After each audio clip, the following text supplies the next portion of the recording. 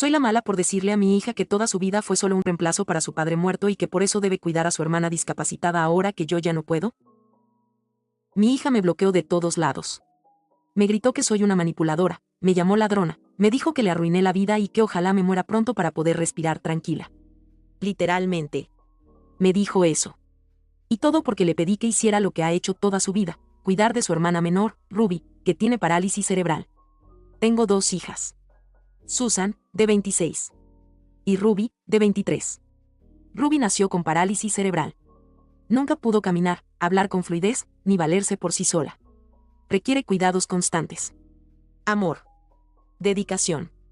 Todo el día. Todos los días. Y yo, ya no puedo más.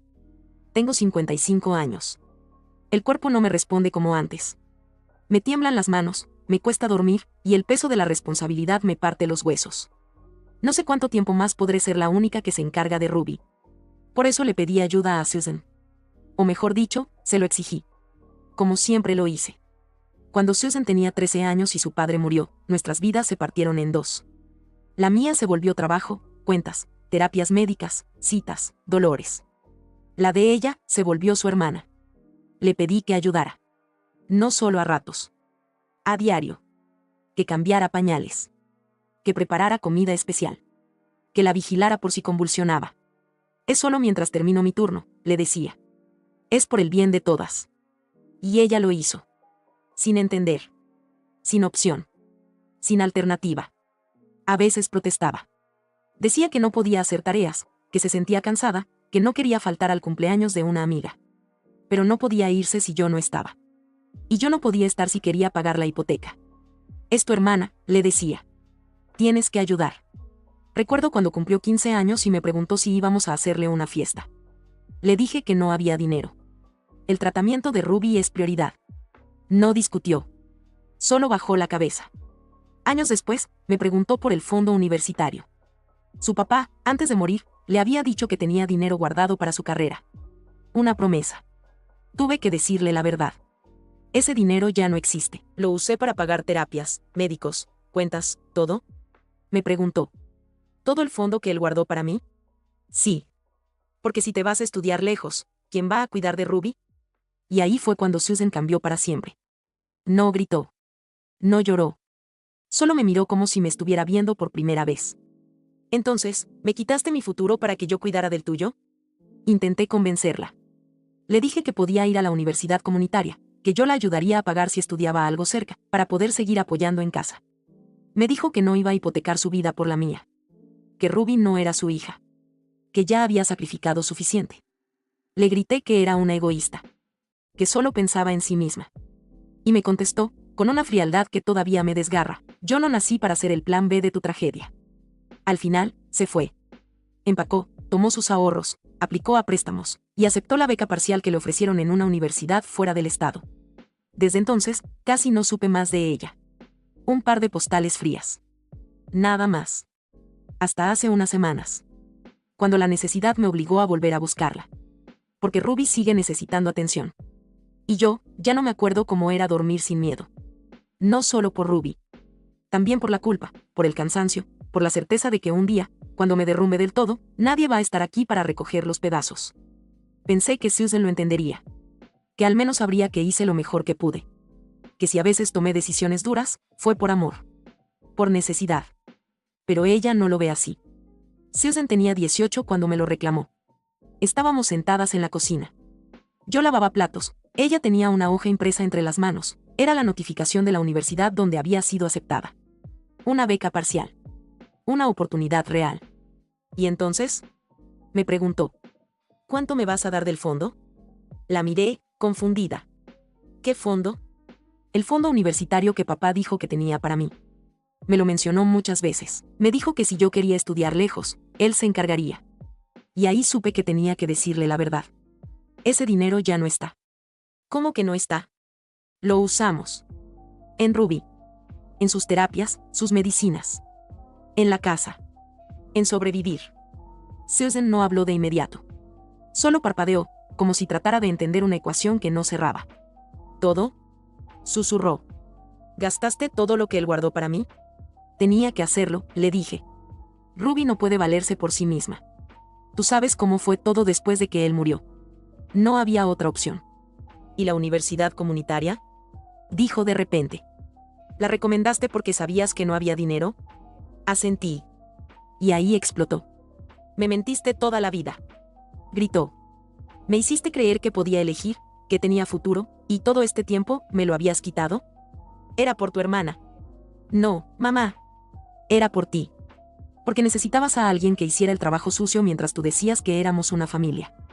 Pero no éramos una familia. Éramos tú, Ruby, y tu criada. No supe qué contestar. El silencio dolía más que sus gritos. ¿Sabes cuántas veces soñé con irme lejos? Con estudiar, viajar, conocer gente que no me viera como la niñera de mi hermana. ¿Sabes lo que es vivir en función de otra persona desde los 13? Eres su hermana. Tienes un deber. Yo no pedí nacer con un deber, mamá. Esa noche discutimos hasta que se hizo de madrugada. Le supliqué que no se fuera, que podía estudiar algo cerca, que no tenía que ser así. Le dije que la necesitaba. Que Ruby la necesitaba. Y entonces, con lágrimas en los ojos, me dijo algo que me congeló. No me odies si un día Ruby me llama por teléfono, y yo no contesto. Empacó esa misma semana. Se fue con algo de dinero que había ahorrado trabajando los veranos, y lo demás lo cubriría con préstamos estudiantiles. Yo intenté convencerla de que se quedara. Le ofrecí todo lo que pude. Le recordé su infancia, su hermana, nuestra familia. Pero sus ojos ya no tenían ese brillo. Susan ya no era mi hija obediente, era una mujer con cicatrices. Y lo más duro no fue verla marcharse. Lo más duro fue saber que por primera vez en su vida, no se giró a mirar atrás. Ruby me preguntó por ella varias veces. Le dije que estaba ocupada. Que estaba en clases. Que mandaría una postal pronto. No quería que supiera que su hermana se había ido por ella. No quería que cargara con una culpa que no le pertenece. La culpa ya es mía.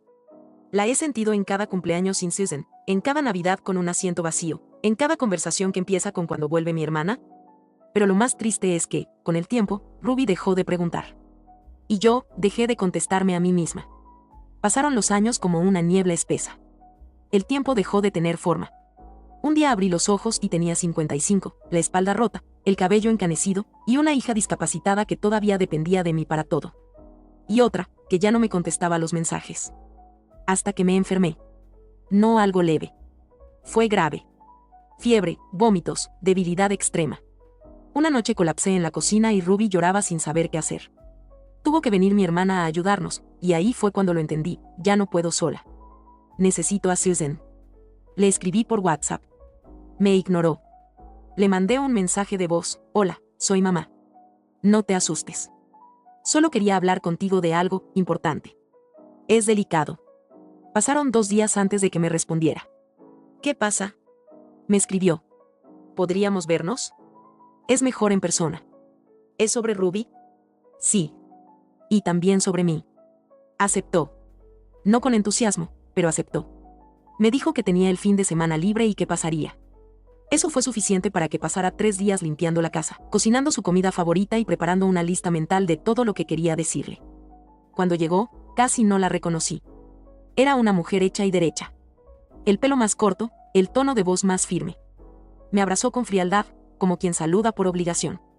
Ruby la recibió con una sonrisa inmensa y una torpeza dulce. Le saltó encima casi como una niña pequeña. Susan. Hola, Ruby, le dijo, con una ternura que no usó conmigo. ¿Cómo estás? Le pregunté cuando nos sentamos en la sala. Bien. Trabajo, pago mis cuentas, mis préstamos. Nada glamuroso, pero sobrevivo. Me alegra saberlo, dije, intentando sonar tranquila. ¿Has construido algo propio? Sí. Porque no me quedó otra. No respondí. Tenía que ir al grano. Susan, tú sabes que Ruby requiere cuidados constantes. Y yo ya no tengo la fuerza. Hace un mes estuve muy enferma y no podía ni levantarme de la cama. Me miró. Silencio. Esperé que dijera algo. No lo hizo. Quiero pedirte, dije, aunque ya era una orden disfrazada, que empieces a hacerte cargo de tu hermana. Entonces, Susan se rió. No con gracia. Con incredulidad. ¿Ese era el tema tan importante? Susan, no es una petición ligera. Es tu hermana. Yo ya no puedo con todo. Pensé que lo entenderías. ¿Y tú pensaste que después de 8 años, me ibas a ver a la cara y yo te iba a decir que sí? No estoy preguntando, dije, sintiendo que me temblaban las manos. Es tu responsabilidad. No, dijo, levantando un dedo. Era tu responsabilidad. Tú decidiste tener otra hija. Tú la trajiste al mundo. Y tú decidiste que yo tenía que pagar por eso. Eso no es justo. ¿Justo? ¿Me hablas de justicia? Me robaste la adolescencia. Me quitaste mi universidad. Me hiciste madre sin haber parido. Y ahora quieres que deje todo por ti, otra vez. Te ofrecí ayuda. Te ofrecí estudiar aquí. Y seguir de niñera, sí. Porque para ti, mis sueños eran una amenaza. Todo lo que no fuera quedarme atrapada contigo y con Ruby, era egoísmo. Pero tú, mamá, tú fuiste la egoísta. Me levanté. La señalé. Yo soy la egoísta. Después de todo lo que hice por ustedes, después de criar sola a Ruby, de partirme el lomo por esta casa, lo hiciste porque no te quedó otra. Como a mí. Solo que yo sí me fui. Y la dejaste a ella. Grité señalando a Ruby, que miraba desde el pasillo. La abandonaste como si no valiera nada. No la abandoné. La dejé porque no podía vivir cargando con una vida que no era mía. Porque si me quedaba, un día me iba a lanzar por el balcón, mamá. Y lo sabes. No supe qué decir. Ruby empezó a llorar. Susan se agachó, la abrazó. No llores, hermanita. Yo te quiero mucho. Solo, ya no puedo vivir aquí. Se levantó, me miró con un brillo en los ojos que no le conocía. ¿Sabes lo que se siente vivir con miedo todos los días? Yo lo supe desde los 13. Miedo a equivocarme. A que le pasara algo a Ruby mientras tú trabajabas. A no ser suficiente. Y tú lo llamabas amor. Antes de irse, me dijo, voy a ayudar, pero no como tú quieres. Buscaré un centro especializado. Me haré cargo de una parte si es necesario. Pero yo no me mudaré aquí. No volveré a esa prisión. Y se fue. Sin abrazarme. Sin girarse. Y Ruby volvió a quedarse en silencio. Esta vez, sin preguntar cuándo regresará. Eso fue lo que más me dolió. No el rechazo de Susan. No sus gritos. No sus acusaciones. Fue el silencio de Ruby. Un silencio que no venía del desconocimiento, sino de la comprensión. Como si, por fin, se hubiera dado cuenta de que su hermana no piensa volver. Y entonces hice lo impensable. Porque no sabía qué más hacer. Porque cuando una madre se siente desesperada, actúa desde el abismo. Le pedí ayuda a la familia. Les conté que Susan se negaba a hacerse cargo de Ruby. Que yo ya no podía con todo. ¿Qué si algo me pasaba? ¿Qué sería de ella? Y todos dijeron lo mismo, ¿pero por qué no la busca? Es su hermana. Ya es hora de que ayude. Es una egoísta. Les dije que planeaba hablar con ella de nuevo. Que si no aceptaba, quería que la agregaran al grupo familiar. Que la confrontaran. Que la hicieran entrar en razón. Y la mayoría aceptó. Pero antes de eso, se me ocurrió algo. Algo que, en mi mente, no era tan grave. Solo quería que Ruby hablara con ella. Que le dijera cómo se sentía. Que le tocara el corazón. Pero Ruby ya no hablaba mucho, se le dificultaba más con los años. Así que, la guié. Le dije que podía decir. Palabras como, ¿por qué ya no me quieres? ¿Te olvidaste de mí? ¿No te importa que mamá esté cansada? Ella repitió cada frase, con esa dulzura torpe que parte el alma. Me abrazó. Me dijo que lo haría. Que si eso ayudaba a que Susan volviera, ella estaba dispuesta. No sé en qué momento me di cuenta de que estaba utilizando a mi hija más vulnerable para manipular a la otra. Pero para cuando lo noté, ya estábamos frente a la puerta del departamento de Susan. Nos abrió con cara de piedra. No de odio, sino de agotamiento. ¿Qué hacen aquí? Solo queremos hablar. Un momento. No tengo nada que hablar contigo, mamá. Por favor, al menos escucha a Ruby. Susan miró a su hermana. Ruby dio un paso al frente. Y empezó a hablar, con esa voz entrecortada y sus palabras lentas. ¿Ya no me quieres? Susan parpadeó. Como si no entendiera. ¿Por qué ya no vienes? ¿Me olvidaste? Se le quebró la voz. Y en ese instante, el rostro de Susan cambió. Ya no era frío. Ni distante. Era el rostro de alguien que está viendo cómo se derrumba todo por dentro. Se arrodilló. Abrazó a Ruby. La sostuvo fuerte. Muy fuerte. Y le susurró algo al oído que no alcancé a oír.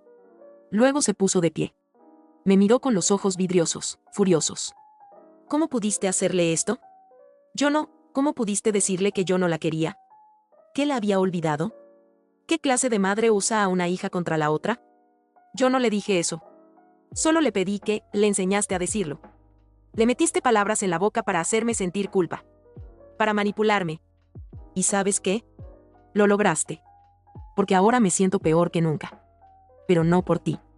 Por ella. Ruby, desde atrás, comenzó a sollozar. Susan, no, Ruby. No llores. No hiciste nada mal. Mamá te puso en el medio. Eso está mal. No me hables así frente a tu hermana. Le grité. ¿Frente a mi hermana? ¿Tienes idea de lo que le estás haciendo? Estás destruyendo su mundo. Estás haciéndola sentir como una carga. Y todo para castigarme a mí. La tensión era insoportable. El pasillo. El frío. El llanto. El temblor en mis manos. Y entonces Susan dijo algo que todavía me arde. Ahora entiendo por qué en Reddit la gente habla de podar el árbol genealógico. Porque hay madres como tú, que no se merecen el título. Intenté hablar. Decirle que no era así. Que yo solo quería ayuda. Que temía morir sola. Que Ruby no tenía a nadie más. Y Susan, por primera vez, me miró con compasión. No hacia mí, sino hacia lo que yo me había convertido. Te ofrecí pagar un centro para Ruby. Acompañarla en el proceso. Ayudar desde otro lugar. Pero tú no quieres soluciones. Quieres mártires. Y cerró la puerta en mi cara. Volvimos a casa en silencio. Ruby no preguntó nada. Solo se quedó viendo por la ventana, apretando sus dedos como cuando está nerviosa. Esa noche, me abrazó mientras dormíamos. Y antes de cerrar los ojos, murmuró, Susan, ¿ya no me ama? Y eso, me partió en 1000 pedazos.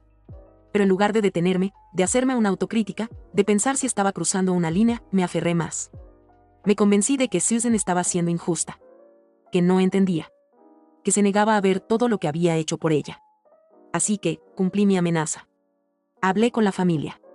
Les dije que había ido al departamento de Susan, que Ruby le rogó y aún así ella nos rechazó. Les pedí que la agregaran al grupo familiar. Que si todos hablábamos con ella, tal vez recapacitaría. Y fue lo peor que pude haber hecho. Al día siguiente, Susan fue agregada al grupo de WhatsApp Familia Corazón Rojo Destellos. Mi hermana fue la primera en escribir, sobrina, ¿qué está pasando? ¿Por qué no quieres ayudar a tu mamá? Luego una prima, no te juzgamos, pero recuerda que Ruby es tu hermana. Ella no tiene la culpa. Y yo, sin contenerme, escribí, después de que te fuiste a la universidad, nunca volviste a casa. Ni en Navidad. Ni en cumpleaños. ¿Y ahora te molesta que te pidamos ayuda? Silencio. Durante unas horas, nada. Y entonces, Susan respondió. Está bien. ¿Quieren la historia completa? Aquí va. Yo tenía 13 cuando papá murió. Desde entonces, mi vida dejó de ser mía. Mamá me convirtió en la cuidadora de Ruby. Dejé de salir, de estudiar con tranquilidad, de tener amigos. Mamá trabajaba, sí, pero también salía con amigas, iba a misa, al gimnasio. ¿Y yo? Yo me quedaba limpiando babas, cambiando pañales y ayudando a una hermana que amo, pero que no parí. Mi padre me dejó un fondo universitario. Me lo prometió. Y mamá lo usó sin decirme. Cuando pedí ese dinero para ir a la universidad, me dijo que ya no existía. Que si quería estudiar, tenía que hacerlo en la ciudad para seguir cuidando a Ruby. ¿Eso les parece justo? Silencio. Luego continuó. Y ahora, 8 años después, aparece en mi casa.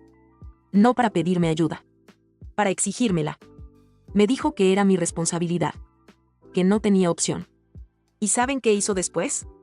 Le enseñó a Ruby a decir frases como ya no me quieres, y te olvidaste de mí. Solo para manipularme.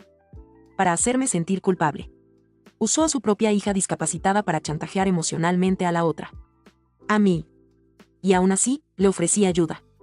Le dije que podía costear parte de un centro especializado, acompañar el proceso, visitar, apoyar. Pero eso no era suficiente. Porque para mi mamá, ayudar es sinónimo de sacrificarse. Y si no lo haces a su manera, eres un egoísta. Entonces les pregunto, ¿realmente creen que soy la mala aquí? El grupo explotó. Una tía puso, no sabíamos todo eso. Lo siento, Susan. Otro primo dijo, eso cambia las cosas. Usar a Ruby fue demasiado. Mi hermana me escribió en privado, ¿es verdad lo del fondo universitario? ¿Lo usaste todo sin decirle? Intenté defenderme. En el grupo y en privado. ¿Y qué querían que hiciera? Yo sola no podía. Tuve que elegir. Susan es fuerte, lo aguantó, está bien. Ruby no tiene a nadie más. Susan respondió la última vez. Yo no estoy bien. Nunca estuve bien. Solo aprendí a seguir respirando mientras me deshacía por dentro.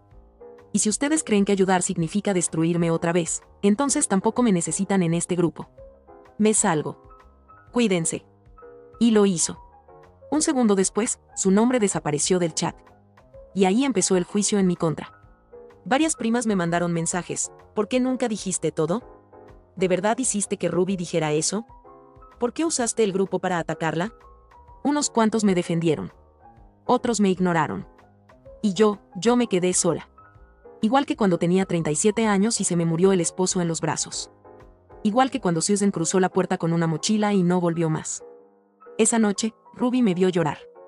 Se me acercó con torpeza, con miedo, y me acarició el cabello. «Susan, ¿ya no nos quiere?» Le besé la frente. No supe qué decirle.